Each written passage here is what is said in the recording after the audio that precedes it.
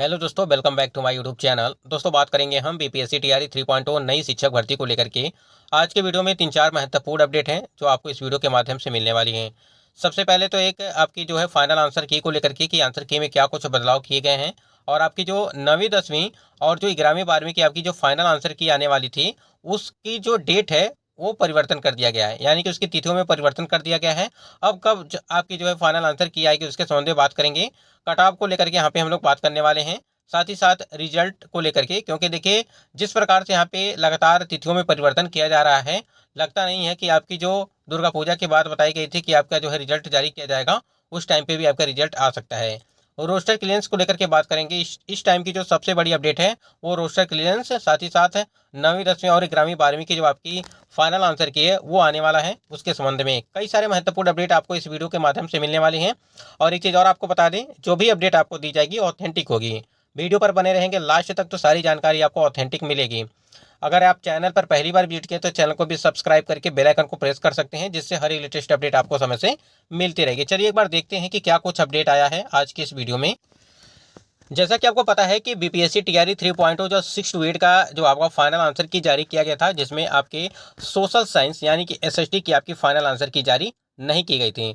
देखिए जो 6 टू 8 का अगर मैथ और साइंस की बात करें तो उसमें 2 प्रश्नों के जो आंसर से जो है वो बदले गए थे। साथ ही साथ उसमें हिंदी की अगर बात करें तो हिंदी में 1 प्रश्न के आंसर बदले गए थे, और जो आपका संस्कृत था उसमें लगभग 3 से 4 से या 5 प्रश्न जो है आंसर बदले गए थे, जिसमें से 1 प्रश्न आपका ऐसा था जो डिलीट कर दिया गया था, और उस पर सभी को बोनस अंक प्राप्त होंगे। ठीक है, ये संस्कृत की हम बात कर रहे हैं। अब यहाँ पे देखिए टीआरई 3 के 6 टू 8 सोशल साइंस का कल रात तक जारी होगा फाइनल आंसर की। जैसा कि आपके द्वारा ये भी चीजें पूछी जा रही थी कि सर कब तक सोशल साइंस का आपका जो है मतलब कि आंसर की आने की संभावना है, तो हमने आपको बताया था कि 1 से 2 दिन के अंदर जो है वो आपको देखने को मिलेगी। तो जैसा कि यहाँ पे अपडेट भी आ चुकी है कि फाइनल आंसर की 9वीं 10वीं का भी 24 सितंबर तक जारी होगा फाइनल आंसर की। एक चीज तो यहाँ पे परिवर्तन किया गया है डेट में। ये आप देख रहे हैं 9वीं 10वीं की अगर बात करें यहाँ पे 9वीं 10वीं की, ये आपकी आने वाली थी 22 तारीख को। ठीक है, 22 सितंबर को 22 सितंबर को आपका जो है यहाँ पे फाइनल आंसर की आने वाला था, 9वीं 10वीं और 11वीं 12वीं। अब यहाँ पे देखिए 11वीं 12वीं के फाइनल आंसर की का भी 2 दिनों के बाद मिलेगा अपडेट न्यूज। ठीक है, ये तो आपका 24 को यानी कि 24 तारीख को आपका यहाँ पे दिया गया है कि 9वीं 10वीं का। और जो आपका 11वीं और 12वीं की अगर फाइनल आंसर की बात करें तो आपको ये 1 से 2 दिनों के अंदर इसके भी अपडेट मिल जाएगी कि कब तक मतलब कि 11वीं और 12वीं का जो है फाइनल आंसर की वो जारी किया जाएगा। पहले क्या था कि पहले आपका था कि 22 तारीख को दोनों का यानी कि 9वीं 10वीं और 11वीं 12वीं का जो है फाइनल आंसर की जारी किया जाएगा, लेकिन अब यहाँ पे 24 सितंबर को सिर्फ 9वीं 10वीं का यहाँ पे आंसर की दिया जाएगा। तो देखिए अभी भी इस तिथियों में भी परिवर्तन किया जा सकता है, ये तो आपको पता चली गया होगा कि लगातार देखिए आज 24 बताया जा रहा है, तो कल की कोई अपडेट और आ जाएगी तो कभी 26 बता दिया जाएगा, 27 बता दिया जाएगा। तो ये चीज़ें हो रही हैं, मतलब कि एक दिन की बात नहीं है, ये लगातार कंटिन्यू चल रहा है कि लगातार तिथियों में परिवर्तन किया जा रहा है। मतलब कि भरोसा समझिए कि उठ चुका है कि ऐसे अपडेट देखते देखते हैं कि कभी 24 को आपका आंसर की जारी किया जाता है, कभी 26 को आता है रिजल्ट, तो अब फिर जो अक्टूबर के लास्ट में दिया जाएगा, दुर्गा पूजा के बाद आपका रिजल्ट दिया जाएगा। इस प्रकार से कई सारी खबर जो है देखने को मिले। फिर भी थोड़ा तो हमको क्या करना है, हमको तो सिर्फ इंतजार ही करना है कि कब तक जो है जारी किया जाएगा। उसके बाद देखिए यहाँ पे रोस्टर क्लियरेंस का पत्र आयोग को अब तक नहीं मिला है। देखिए शिक्षा विभाग को सारी अपडेट मिल चुकी है, मतलब कि रोस्टर क्लियरेंस वाला जो मामला था वो शिक्षा विभाग को मिल चुका है, लेकिन शिक्षा विभाग की तरफ से जो है यहाँ पे आयोग को अभी तक ये चीजें नहीं, पत्र प्राप्त नहीं हुआ उन्हें। अगर ये चीजें पत्र प्राप्त हो चुका होता रोस्टर क्लियरेंस आपको बीपीएससी आयोग मतलब कि बीपीएससी के ऑफिशियल साइट पर आपको जो है देखने को मिल गया होता। यानी कि जो आपका 65% आरक्षण मामला था उसे रद्द करके अब 50% कर दिया गया है। तो 50% कर दिया गया है तो 50% के हिसाब से ही आपका जो है रोस्टर क्लियरेंस जारी किया जाएगा। अगर देखिए जो आपका 65% था उसमें 25% कैंडिडेट थे, वो यूआर कैटेगरी में सीटों की संख्या थी। अब यहाँ पे 40% के हिसाब से आपकी सीटों की संख्या यहाँ पे रहेगी। रोस्टर क्लियरेंस की अगर बात करें तो जब भी रोस्टर आपका जारी किया जाएगा तो यूआर की जो सीटें होंगी उसमें आपको बढ़ोतरी देखने को मिलेगी, और जिस कैटेगरी में आरक्षण जो बढ़ा था उसमें कम होंगी, तो आप जाहिर सी बात है कि जब आरक्षण कम होगा तो सीटों की संख्या भी कम होगी, और जब सीटों की संख्या कम होगी तो जो सीटें मतलब उसमें से निकलेंगी बाकी अदर कैटेगरी में उसको जो है ऐड किया जाएगा। तो ऐसे यहाँ पे जो आपकी सबसे ज़्यादा सीटों की संख्या बढ़ने वाली है वो यूआर कैटेगरी में आपकी सीटों की संख्या सबसे अधिक होने वाली है। तो यहाँ पे अपडेट यही था कि जो यहाँ पे 6 to 8 यहाँ पे 6 to 8 का जो एसएसटी का आपका फाइनल आंसर की है और जो 9वीं 10वीं 11वीं 12वीं का आंसर की है वो आपको जो है एक तो आपका 24 को, उसके बाद से 11वीं 12वीं का 26 तक मान के आप चल सकते हैं इसको।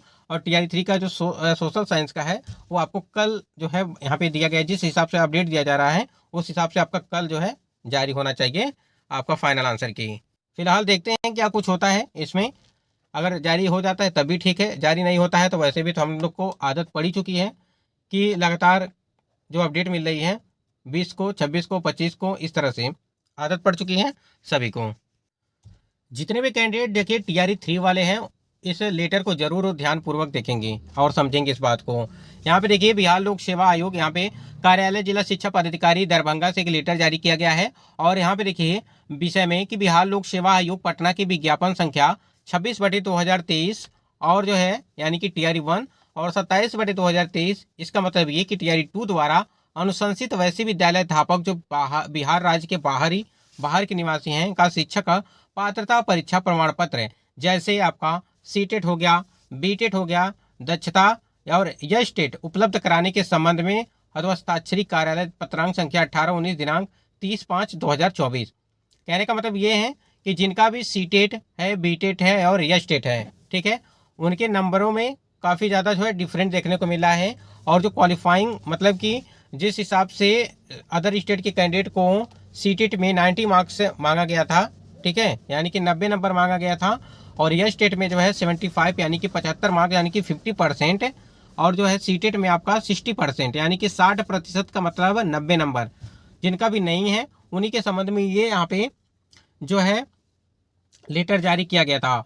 और इसमें ये भी चीज़ें यहाँ पे रखी गई हैं कि उपरोक्त विषय के संबंध में अंकित करना है कि माननीय उच्च न्यायालय पटना में दायर याचिका संख्या इतना इब्तिसाहीन बनाम राज्य एवं अन्य माननीय उच्च न्यायालय पटना द्वारा दिनांक को पारित न्यायाधीश के आलोक में निदेशक माध्यमिक शिक्षा जो है बिहार पटना के ज्ञापांक संकेतना द्वारा प्राप्त के अनुपालन में हस्ताक्षरी कार्यालय के प्रासंगिक पत्र द्वारा सभी विद्यालय प्रधान को बिहार लोक सेवा आयोग पटना के विज्ञापन जो है टीआरई 1 और टीआरई 2 द्वारा दरभंगा जिला के अंतर्गत अनुशंसित पद स्थापित वैसे विद्यालय अध्यापक जो बिहार राज्य के बाहर के निवासी हैं, यानी कि अदर स्टेट की बात हो रही है, शिक्षक पात्रता परीक्षा प्रमाण पत्र जैसे आपका सीटेट, बीटेट, यश टेट वाला मामला है, प्रमाण पत्र विद्यालय पदस्थापन डोमिसाइल सर्टिफिकेट हस्ताक्षरी कार्यालय में उपलब्ध कराने हेतु निर्देश दिया गया था। परंतु ऐसा प्रतीत हो रहा है कि सभी विद्यालय अध्यापक का उपरोक्त वांछित प्रमाण पत्र संबंधित विद्यालय प्रधान द्वारा उपलब्ध नहीं कराया गया, फलतः संदर्भित मामले में अग्रेतर कार्रवाई की जा रही है।